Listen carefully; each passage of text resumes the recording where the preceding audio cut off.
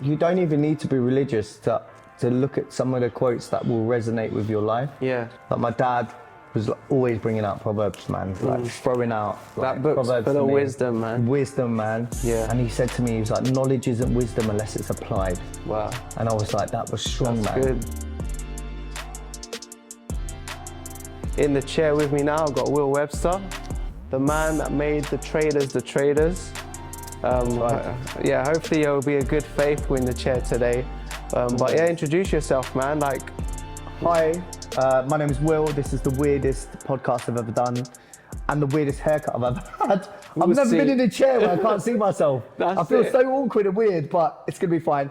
So yeah, I'm a content creator, TV personality. At the moment, mainly content because I enjoy it a little bit more, and TV's a bit strange at the moment. So hopefully that will change. But yeah, just content creator and father. That's a and good husband. Yeah, that's it. Of two beautiful little girls, right? Two beautiful girls, man. Come on, that's what I like to hear. And you not seeing the trim is part of the brand, no risk, no story. So it's you taking the risk, bro. But hopefully, you know, you're gonna get a good trim. Let's talk about the hair. What are the orders? Skin fades, mid skin fade, mid skin fade, tiny bit off the top because it's going. He's about to expose my hairline during this podcast. You're fine. When you wet the top of it, yeah, and you pull it back, watch the hairline. But do you know what? Like before this, I was like, yeah, I'll do it. So I thought I'd grow my hair a bit and grow my beard so it looks. And then yesterday, I'm really sorry, man. I had to get I looked homeless at one point. I was like, I need to get somebody to You saved me trim part it. of the job. It's fine, but at least so I had to get a little shape up on my beard. 30% of the trim's done, but the hair's the main thing. The hair's the main thing. Some do a mid fade, drop it back a bit, and then not take too much off because you want the volume still. Yeah, let's get to it, bro, man. So tell me about the Traitors. What made you apply for that show at the beginning? What made me apply for the show? Do you know what? It was I was originally, not a lot of people know this. Have you heard of The Circle? The TV show, The Circle on Netflix? Yeah. So it's the same production company that made that. So I was approached for The Circle through social media. And then I went to live in the Circle apartments, in the apartments near The Circle. And then I was in the casting pool, so they normally get loads of people and then bring you on later, if that makes sense. Yeah. So, but I didn't get chosen. So I spent a month there in Manchester, away from my family and kids. And then they came up to me and they were like, yeah, we're not going to use you. And I was like... That's peak, man. Yeah, bro. Literally. And I was really upset about it. Stopped doing social media, everything, for like 3-4 months. And then carried on doing socials. And then, because of that experience, I was following Studio Lambert, who make The Circle. And I seen them advertise. It was advertised as a psychological adventure game show. That's what it was advertised as. Okay. So I DM'd them and had a chat with a guy called Dave, who's like the casting producer. And literally within a month, I was on the plane to film it. And it was just like, incredible. It's a really, really mad experience. You know, even just flying, it was my first time flying, bro. I'd never been on a plane before that. And that's to Scotland? To Scotland, yeah. I've never been to Scotland. Just the weather puts me off, but I know it was filmed in an amazing castle. Yeah, but the weather was all right. Was it? We filmed in May time, and May time's quite nice up there where it was for us. So I don't think we actually had any rain for the whole, we was there for 3.5. I heard a rumour. Who owned the castle again? Some famous person? Oh, you don't know? I have no idea, but I do know that I think they've leased it for a very long time. So there's going to be a million seasons of it until it gets boring. And so when you got approached, did they ask you at the beginning if you're going to be a traitor or faithful, and then you choose your preference? Yeah, they want a game plan. So they ask you for a game plan of if you was a faithful or a traitor. And then you tell them what your preference is as well. So I gave them a game plan for a faithful, which was like, I can't even remember to be fair. I think it was be a middleman, don't be the one to plant the seeds, but be the one to water them, you know, all that sort of stuff. Like, don't be someone to say too much, but not say too little.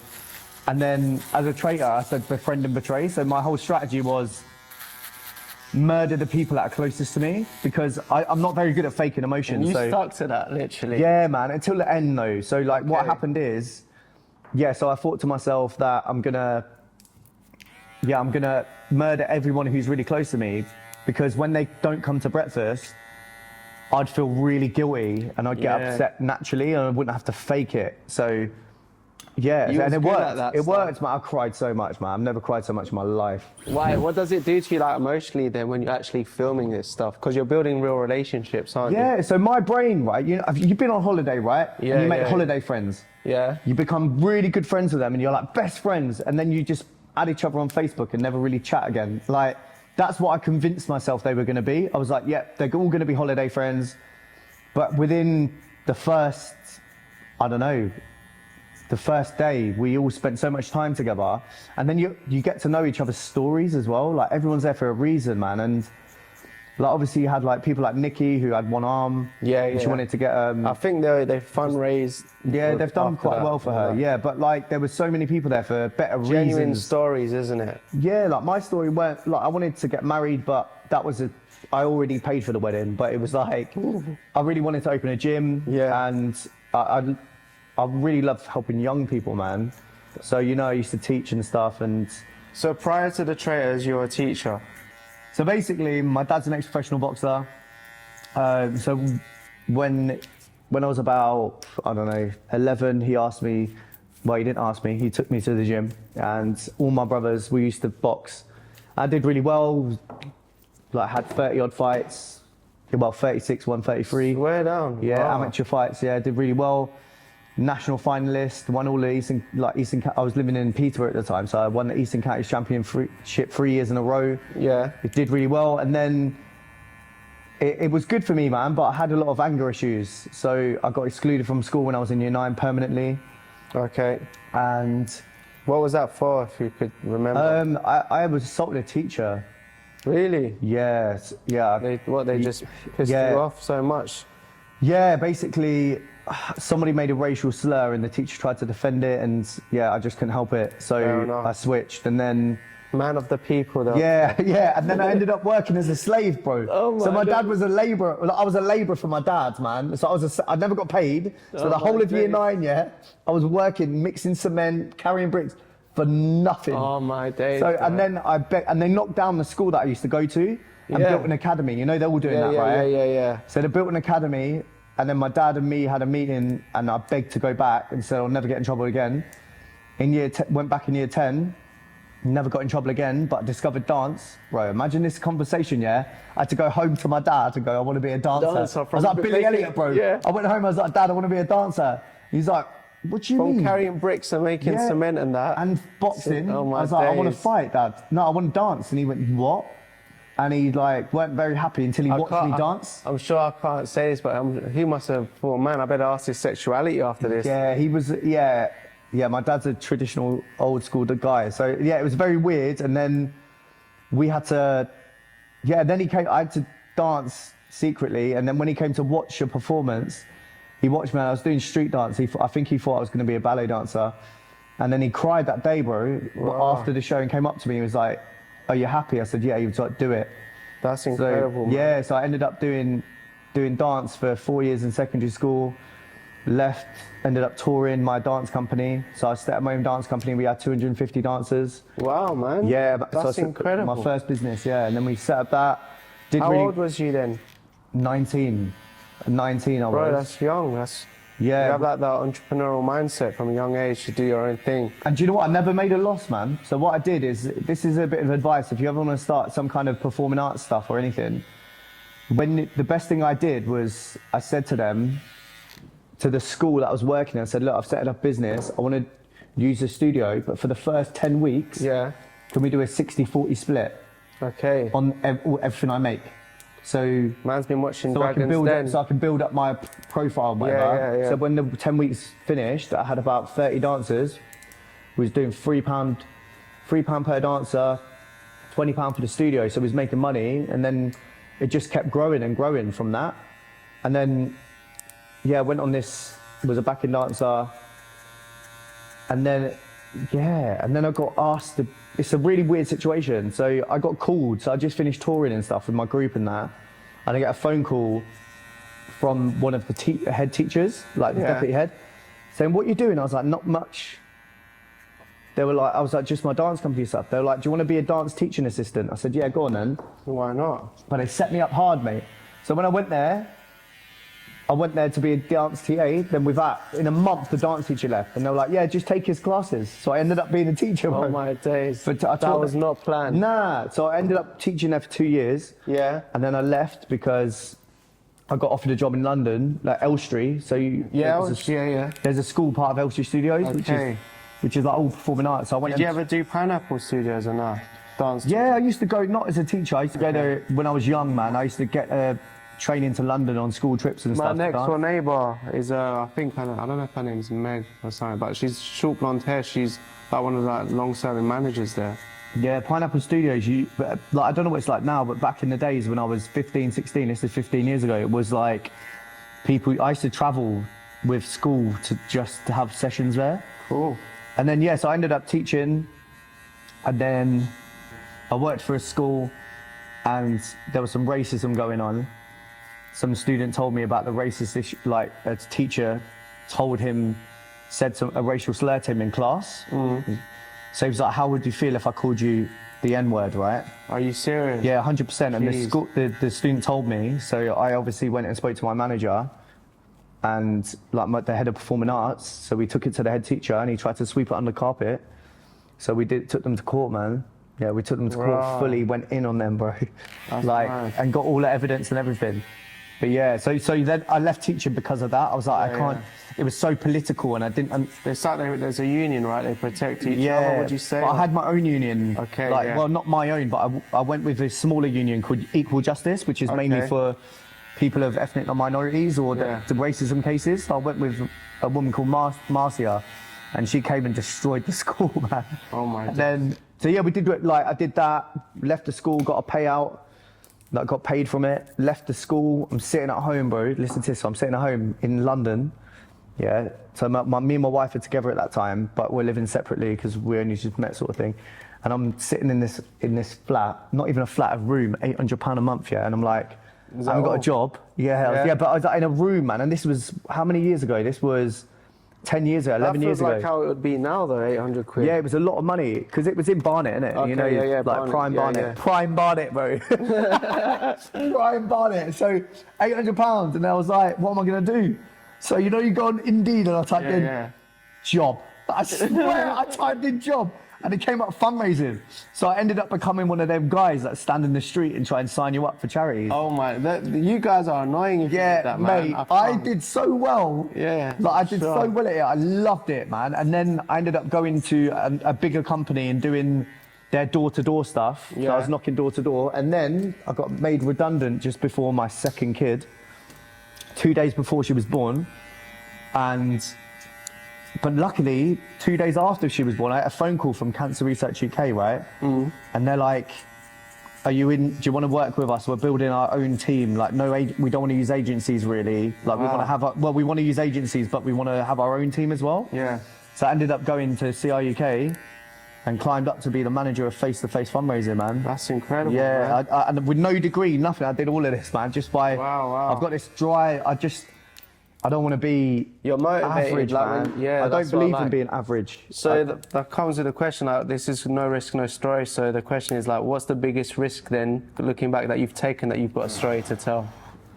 Big question. The biggest risk I've ever taken in my life was after the Traitors. So imagine this, I'm on a really good salary working for the biggest charity in the UK. Yeah. And I don't feel right taking a salary from a charity if I can't give 100%, because I was always doing podcasts or always filming or doing stuff. Yeah. So the biggest risk was literally saying, I'm going to quit this job and just see what happens. And you've got a kid, 2 kids, a mortgage, a wife. That is big. $1,000,001 bills, like direct debits, What was the reaction at home like when you went this full-time? Supportive? Do you know what, I'll be honest, my wife is like, man, she's a goddess. She's my Greek goddess, bro. That's what I like. She is like, and there's been months, I'm not even gonna lie, there's been months where I'm like, and then, do you know what, I'll be honest, when you got into a big show like the Traitors, such a big show, it's hard to get a normal job, bro. Like, you can't get a normal job, unless you're in a job and you don't quit. If you quit it and you try, it's hard, because people are like, and for me, who did the whole 12 episodes, and some people, not myself, would say I was one of the main characters, right? So it's like, not a character, but main people in it. But, so for me, that was really hard, and I took risk, and it was up and down, and down. Okay. It's paid off now, but the first year, so don't forget, I did this. I quit my job not this January, the January before.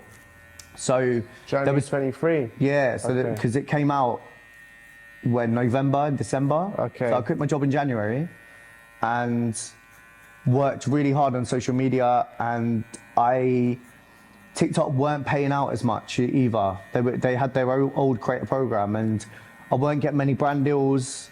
I got signed by my agent in March, so I had February was dead. Actually it wasn't dead. I was doing 1,000,001 podcasts, right? So that brought the money in. Not having a trim whilst I'm doing it, by not actually being able to see a person. The hardest thing is you can't. Normally in a podcast you speak to a person. Yeah. So, but I can't just turn my head, or my headpiece is going to be done. Yeah. So, you know what I mean? So I'm speaking, and I can't even see my hair being cut. It's weird. But yeah, so I did loads of podcasts and stuff, which made the money up. Then it was really weird for me. We went through a really dry patch. And then it was good. How do you deal with those dry patches though? My wife, man. My wife is she's my best mate. Bro. Oh, lovely, you know, when she's you marry the brownie points in here, I bet it. She is the most beautiful woman, as a person, and as to look at as well. She's. Keep them hot and spicy is what I say. Mate, she's helped me so much, to the point where there was months where I weren't earning money, and because she's got a really good job, she's a head of media. Well, she was just an English teacher at the time, but she had quite a lot of responsibilities. So, and having 2 kids and stuff, we were literally. I remember one month, I had to ring my mum and be like, "Mum, can I have 20 quid just for 2 days?" Serious? For 2 days, Jeez, man. And this was after the Traitors. You just won a BAFTA, bro. Yeah. I just won a BAFTA and had no money. It was weird. And then with my agent, we've been able to work together. We're still working together for a year and a half now, and we're good friends as well. And he's really good at what he does. So we've done. Then I got my first brand deal, which was with Disney, and Disney obviously Disney have got money. So really, what do you have to do with Disney? So I had to react to their latest series. So it was Secret Invasion. So it was with 2 other creators, Sam Cornforth, and Lucy.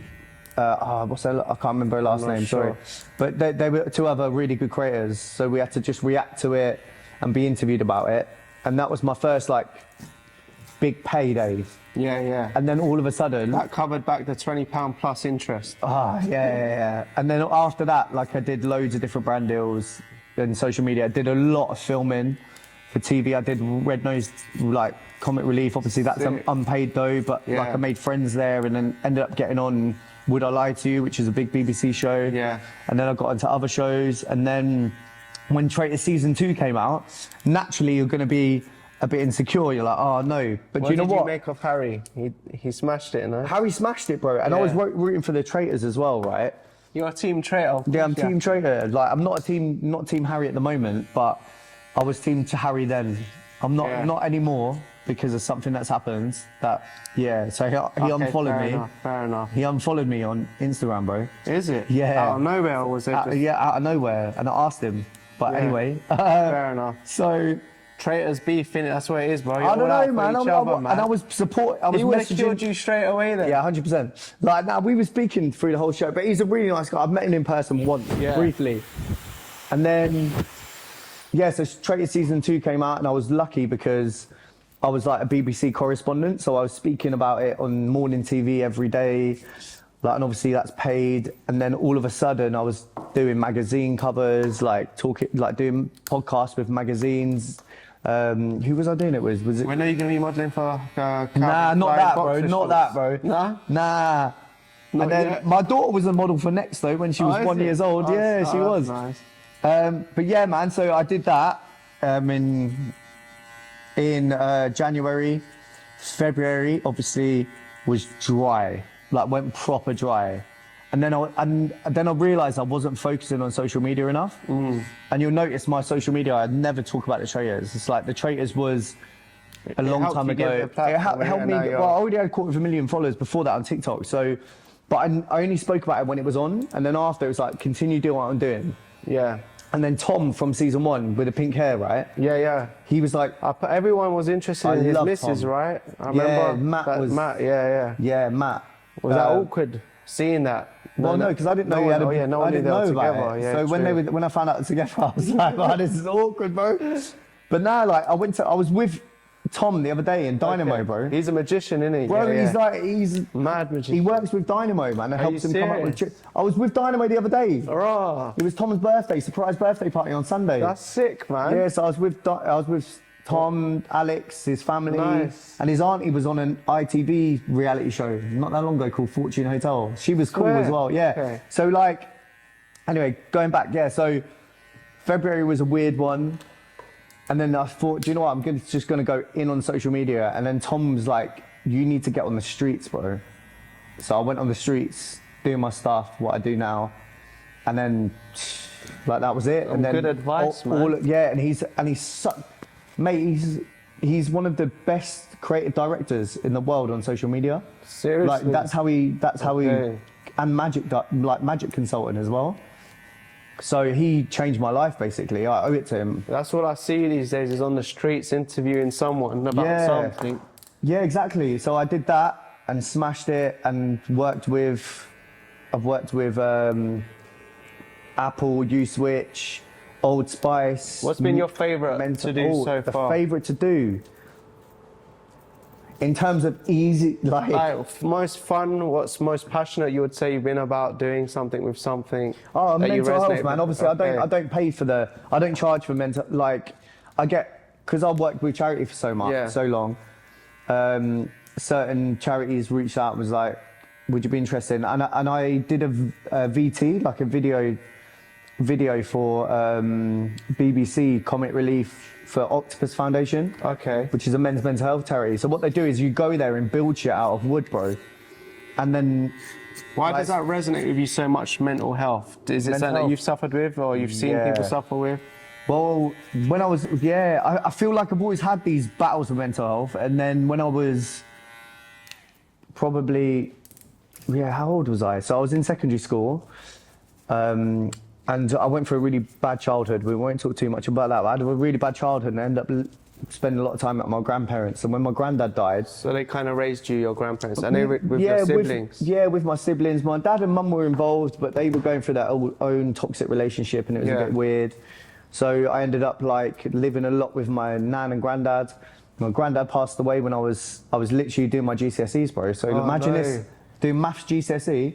Someone comes in, you know what they're like in school? Oh, can we have a word? I'm like, what have I done now? Like, They're like, oh, your granddad's died. I was like, what?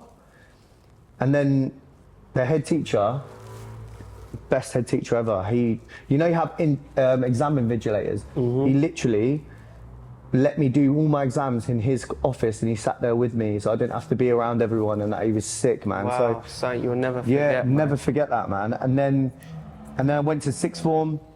My nan got really sick and became a full-time carer with my brother and my auntie Dawn. Okay. So me and my brother moved in with my nan. We used to have to take her toilet, give her medicine. I used to come back at break time and lunchtime during school and feed her and like look after her basically and stay there all night. Yeah, and then when she passed away during my year 13. Yeah, year 13 exams, which were like your last ones, and year 12, sorry. Yeah. And I got really depressed, and I felt really bad about it. And I was like, was you like suicidal? Did you think about that? Nah, man. For me, it was just I couldn't stop crying, and it was so emotional for me. But I was lucky because I had friends, and I wouldn't say family because everyone's going through the same as a family, right? So my friends at school, my teachers were really supportive, and then. The worst thing ever happened in my life, bro. So I'm in year 13 now. So imagine I just lost my granddad, my nan. I'm in year 13. I went to the gym. My dad's an ex-professional boxer. Like I said, we used to go training together. I've come home. I've gone upstairs and my dad's hard, man. And I heard my dad crying. I'm like, what's going on? Went downstairs and he just went, your brother's dead.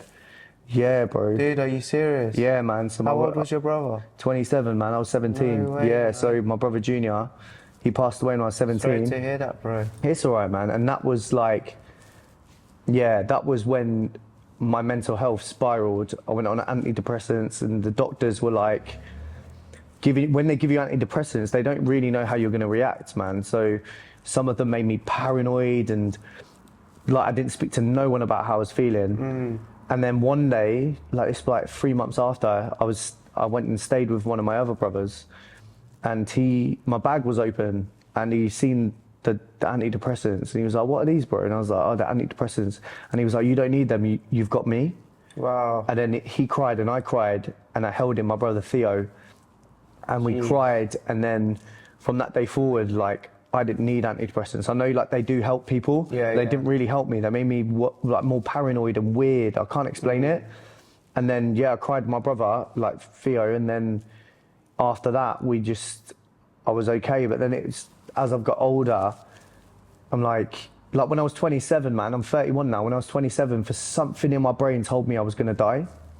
Something told me that you can't be older than your older brother. It doesn't make sense.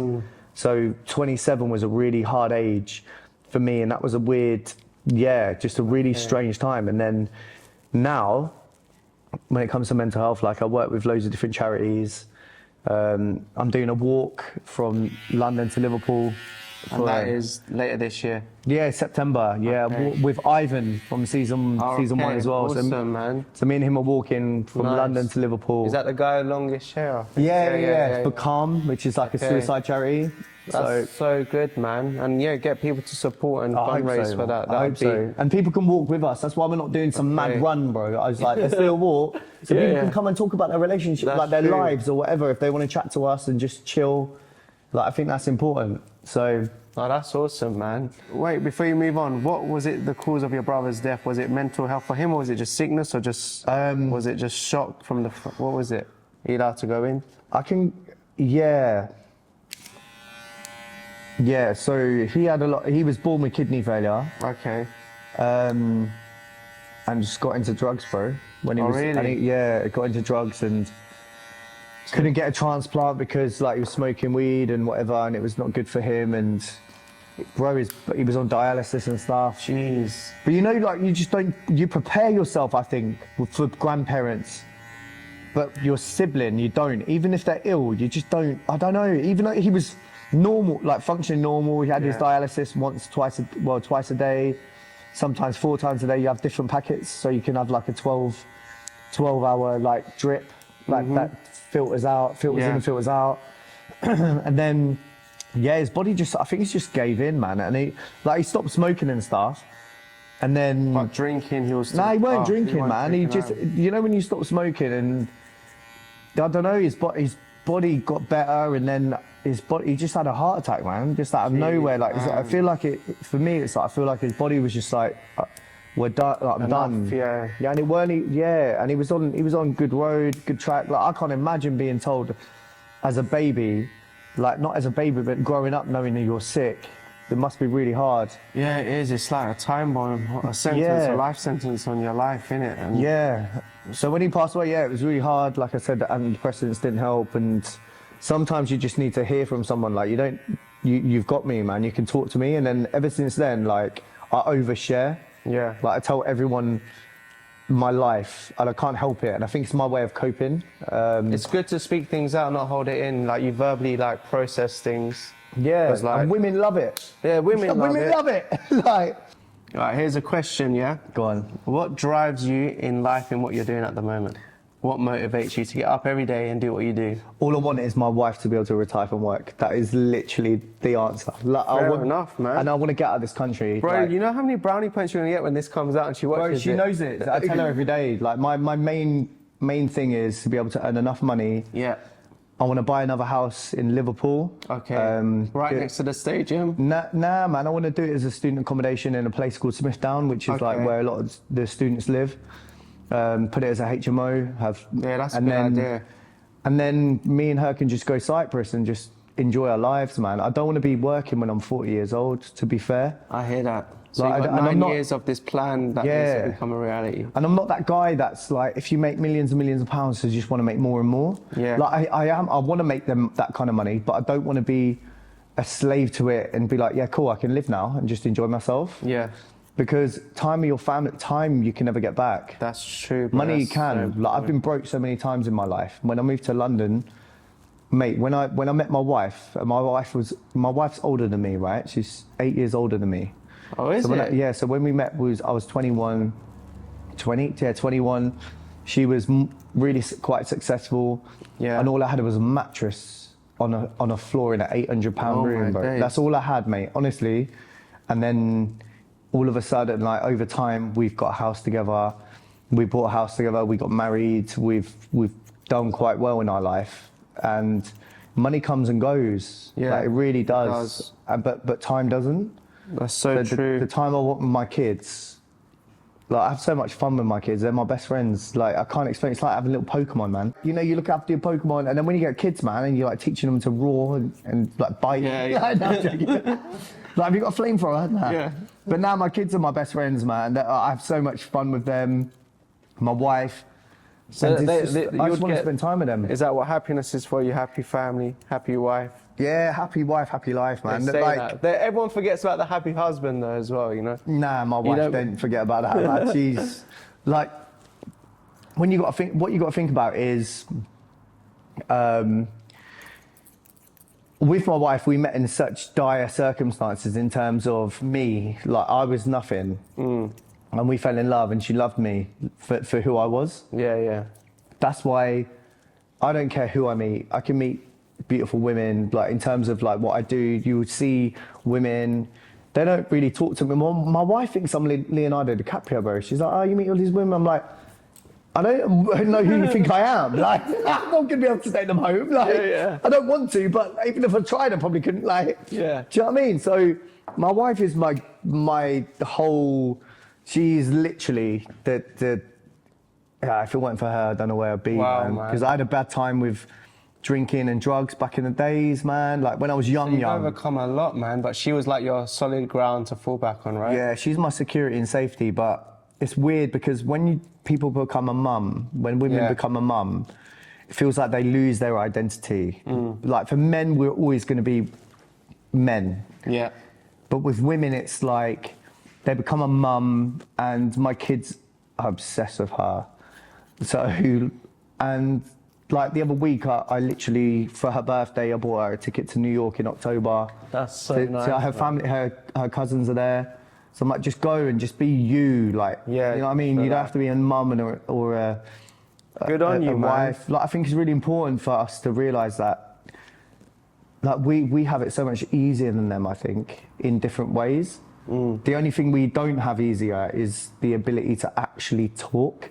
Like, women talk about everything, man. And Are you sure you ain't got that ability? No, I have. This guy, bro. Yeah. No, I have. Yeah, but a lot of my friends, I'm like, how are you doing with your life, bro? They're like, yeah, I'm all right. Yeah, one way. Like, no, it's good, man. Nah, but you know what I'm talking about. Yeah, but my happiness equals just, I don't want to work.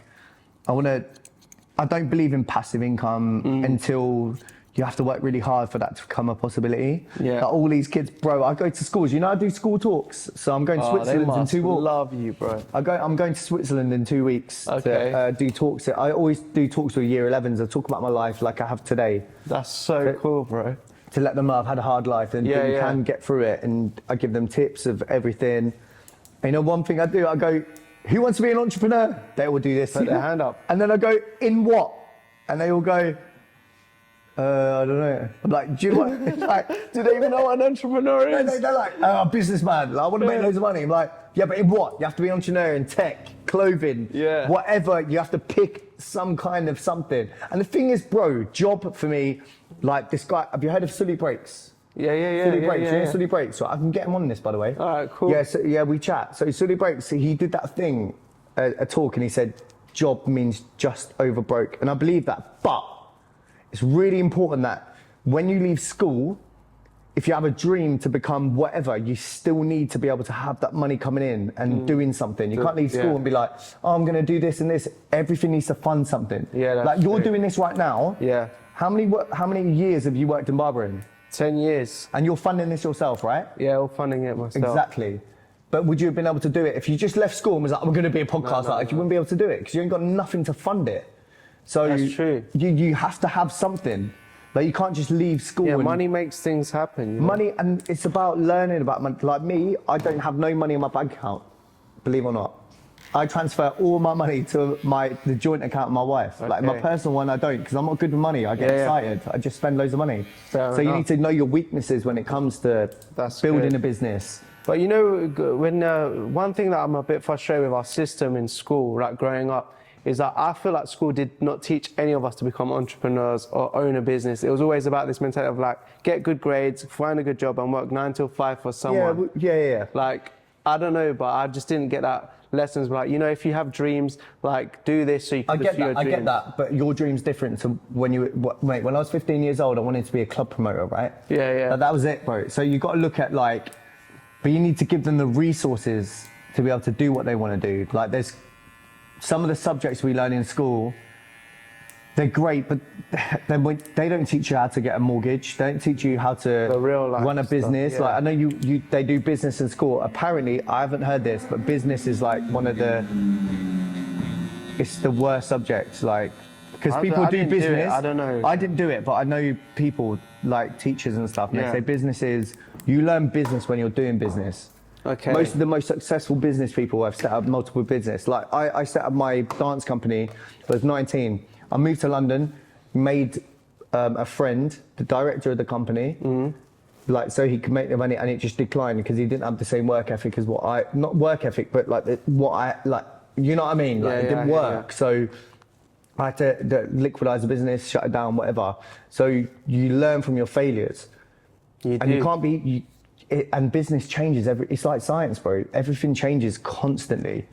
So with young people, I feel like it's really important. It's with teachers to do something that I go into schools and I talk to teachers about. It's something called the butterfly effect, right? So I was naughty in school, but I was good in boxing or dancing. And a teacher came up to me once, right? And this is when it clicked. I was doing English, right? And my English teacher went, "Oh, I've heard you're doing really good in dance. Like, keep that on. Well done." And I was like, "Fuck, man." That felt good. What you needed, And then I'll behave in her class because I knew she was watching. So it's a butterfly effect. She showed she believed in you. Butterfly effect. So what you've got to do is like work out what they're doing, or what, like as a young person, you've got to figure out things that you want to do in your life. And there's no harm in failing, man. Just try it. If you love it, you love it. But what teachers need to do is understand their young people. I don't like to call them kids, man. But understand, and then go and work on that and be like, look, I heard you're doing, like, imagine you're, like, we know there's bare, like, 13-year-old barbers nowadays, like, doing it. And if you go, I heard you're doing barbering, well done, that will change that young person's attitude in your class. It's so true. Like, words have power. Like, words have power. But at the same time, teachers are under so much pressure because that relationship they have to build with the kids is literally destroyed by the amount of planning. And I know this because of my wife's a teacher. The planning, the meetings, there's so much written work and marking and all that. It's really hard to like manage it all. No. So teachers struggle, and that's why they want a pay rise, man. You know what I mean? That's why everything there. Well, that's what I say when I was in school, right? Do you know? Listen, do what you want to do. Do you know why, bro? I've got school friends. I promise you. I started TikTok when I was in 2018, right? Yeah. I had friends going, "Oh, bro, that's gay. That's gay." And I'm quoting gay. Like, that's just what they're like. They're like, "Ah, it's gay, bro." Oh. Now they'll message me going, "Will you promote my business?" Yeah, I swear, you see, full circle. I swear, full circle. So what's about is like literally figuring out what you want to do, not your friends. Yeah. So I remember when I was in year 10, I was like, "La, my friend, I don't," like, because you think to yourself, when you leave school, how many people do you speak to from school? Bro, be honest. They are honest now. On a daily basis, like good friends. No, I've got one close friend. One, bro. Yeah. I have 3, and I'm lucky, right? 3. Like, that's what you got to realise is these people in 10 years' time, if you mess up in school, I was the guy, I couldn't help it. My friends would be like, "Yeah, throw a rubber, bro." I'd be like, "Yeah, throw a rubber." Like, do you know, I was that guy. And then now I think back to it, it's like, yeah, but imagine my life didn't go good.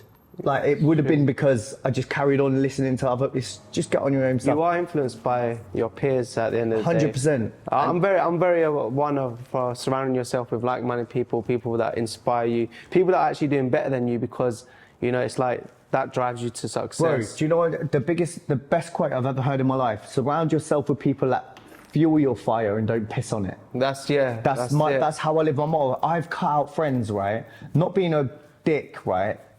But friends who are I'm just like, look, I need to spend less time with you, man. It's not great, but I want to surround myself with, like, similar to you, I like to surround myself with successful people and learn about their ways. So when I do social media, I learn and I talk to other influencers. Yeah. And you're sharpening your own tools, your experience. And knowing what you're doing. Like a guy called, like I said, Tom from Traitors season 1, and Neil Henry, another guy I've spoke to about stuff, and they've got millions of followers. Like Neil's got millions, and it's like, how do you think I should do this? And they know more than you. Yeah. Do you know what I mean? So you've got to take that, be vulnerable to other people, and be really honest. Like if you want to grow, every person that you see, in terms of money, businessmen, I bet you they all say, I had a mentor. They all say it.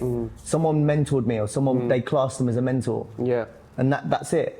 It's like so you never important. say someone, I did it all by myself. That's really rare. Yeah. They always had somebody above them who would help them. It's so important.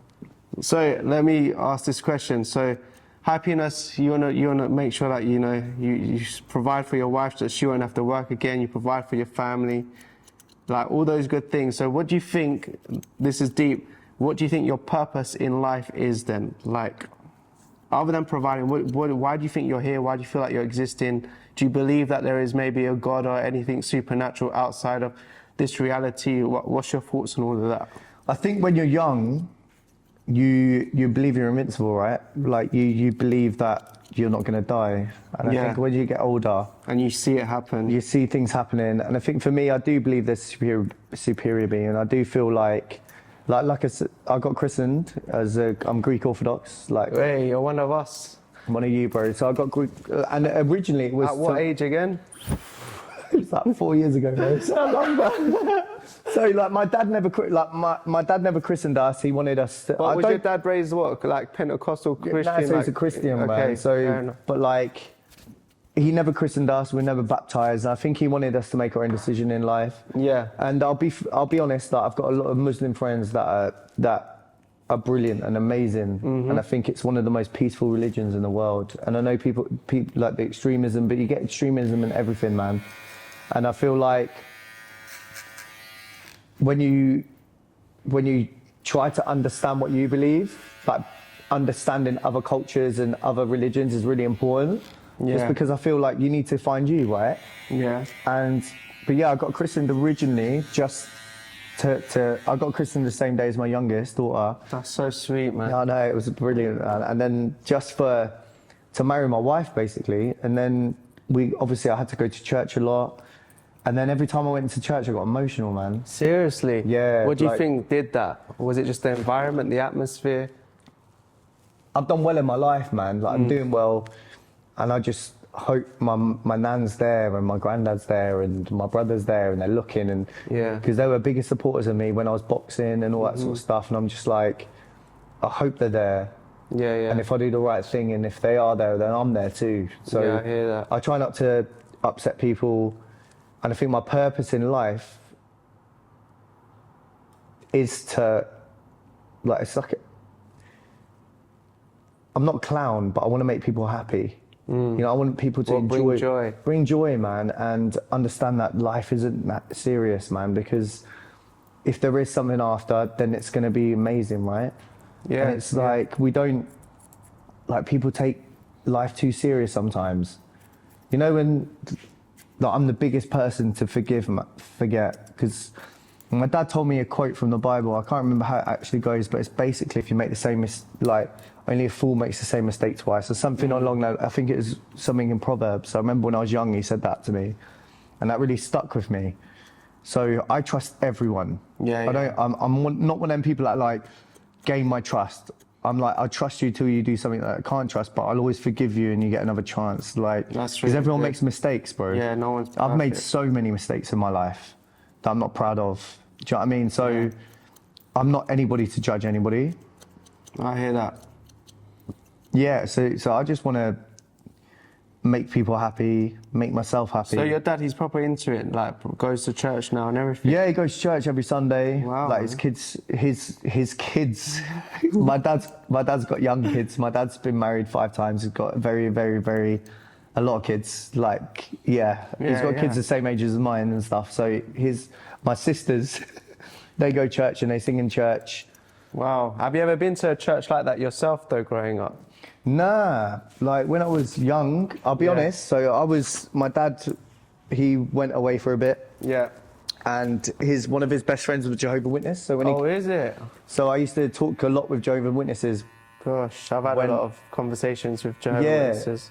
And a lot of things they say is make sense and stuff. And like I said, it's about delving in. And I'm one of these kind of people. I'm not a great reader. You like to learn? I love to learn, but I'm not a great reader. Okay. Like my brain, like I've got ADHD. Switches off, Yeah, like I do side quests. Like, when I'm reading, I do side quests, bro. So like I read like a page, and then my brain's like, go do this, and then I do side quests while I'm reading, and I do a lot of YouTube stuff, like listen to a lot of YouTube. Okay. But by like good sources. Like I don't listen to random people. Like I want to hear from certain people, or I try to understand stuff more. Got you. And then you can make your own decision, right? Yeah, that's true. Like if you learn one thing, it's not the greatest thing to do, man. It's about learning everything. But yeah, man, like I'll share a bit. Like even for me, like I was christened Orthodox as a child in Cyprus. Cyprus, Cyprus.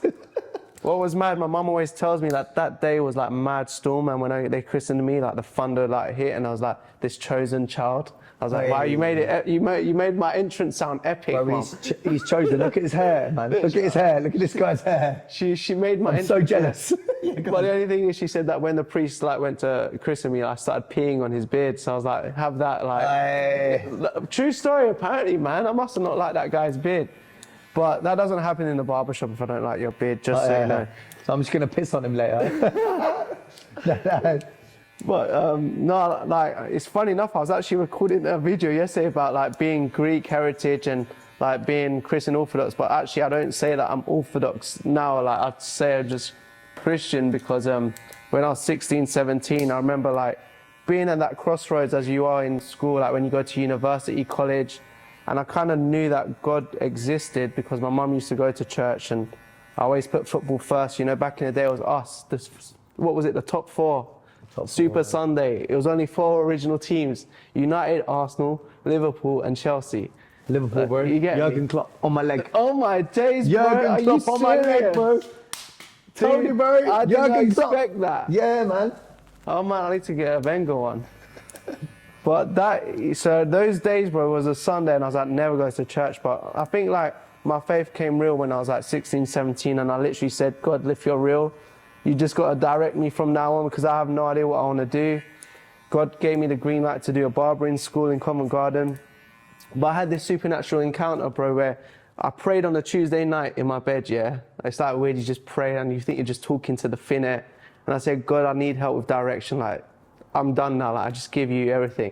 I've had this inclination to go to my mum's church, which isn't far. It's in the cinema here in Enfield. Yeah. And 810. Yeah. So I went there, and this black woman, older lady, came up to me at the end of the service. She said, "Young man, I want to share something with you. I feel like God wants to tell you. Do you mind?" I was like, "Yeah, what is it?" And she said, "He just wants to say this, this, this, this, this." And bro, she pinpointed every specific detail I prayed on the Tuesday. And I was stuck, yeah. It's like 16, 17. I was like, I said that thing like this week. That's why I've been here today. And it had these tingles. I was like, wow, God of the universe, like, God, you're real. And I got so excited. I was like, you actually hear me? And then this young guy who used to be into drugs and women and partying and everything, his mum will go to church, but he was away from God his whole life. And now he became the youth leader and the youth pastor at this church. And he's like, yeah, Costa, like, come to our youth service. And I remember meeting him and thinking, like, this guy's cool, man. Like, he's a teacher as well. He's cool. He's a Christian. Like, the thing is, people, do you know people what? People think like we're not cool. People think Christians aren't cool, bro. I know. That's the thing. Listen, you can just live a normal, fun life, man. It's true. And you don't have to be like, and you can be Christian, like. Yeah, it's just your faith, man. At the end of the day, I remember being embarrassed, like, years ago, like, because we weren't christened or anything. But I was like, yeah, I'm nothing, bro. Which I was. I didn't have a denomination or like any sort of baptism. But I remember my friends that were christened and stuff, man. They're like it was they thought they were uncool if they talked about. Is it like Christianity? they kept it but like it's very different, bro. Like when you look at like Islam, yeah. Like I speak to people that have gone to prison, right? And they're like the first thing the brothers, man, the Muslim, they stick together. Like in Christianity, just feels a bit misplaced in that sort of proudness of their religion, which is sad. But I'm proud. Like no, it's good. It's good. Yeah, and we've got Greeks are very proud. Yeah, Greeks are very proud, man. But yeah, some other denominations or whatever, they're a bit. The younger generation, innit? They're a bit young, like it's different, and especially like even in school. But like I kind of after that transition, I broke that. Like for my life, I broke it. I was very more vocal about, you know, being baptized. I was baptized at 17, not 18. So your friends laugh. Yeah, they didn't get it, but I'll never forget the reaction. I had Greek Orthodox friends come to my baptism at my church, and afterwards at our like little party at home, they're like, "You're glowing." They literally said to me, "There's something different about you. You're glowing." And I'll never forget even those words, because like they might not even understand it, but it's like my life was transformed in that very moment. But you're very, very nice demeanor, man. I appreciate you have this that. Really like I'm a bit scatty, yeah. I can't help it. I can't help it. But you've got this really calm, nice. Really nice, aura. That's good. Aura. Yeah. And he's so good looking, man. Stop it, bro. Like, look at him. Look at him, man. No, I'm gonna go red light. He's gonna go red now. No. But you know what I mean. I appreciate that. You've got a really good demeanor. And that's what I mean. Like with our purpose, I feel like you just own who you're created to be as a purpose. Like 100%. As a person, like you're called to do what you're doing, and you're walking in that calling now. And it's like you're in your season of thriving because things are happening. And I feel like in life, like we go through so many seasons that are really hard, that are good, but every season teaches you something about yourself. And if you have faith, it teaches you something about like God. Like if your faith is doing like. The thing is, you don't even need to be religious to look at some of the quotes that will resonate with your life. Yeah. So some people that aren't religious, if you look, like you see quotes everywhere, and then like for me, Proverbs when I was younger, like my dad was always bringing out Proverbs, man. Like throwing out like, that book's Proverbs full of wisdom, man. Wisdom, man. Like, and I remember we were talking about like learning from other people, but then doing it. Yeah. And he said to me, he was like, knowledge isn't wisdom unless it's applied. Wow. And I was like, that was strong, that's man. Good. Like you can learn from someone. Yeah.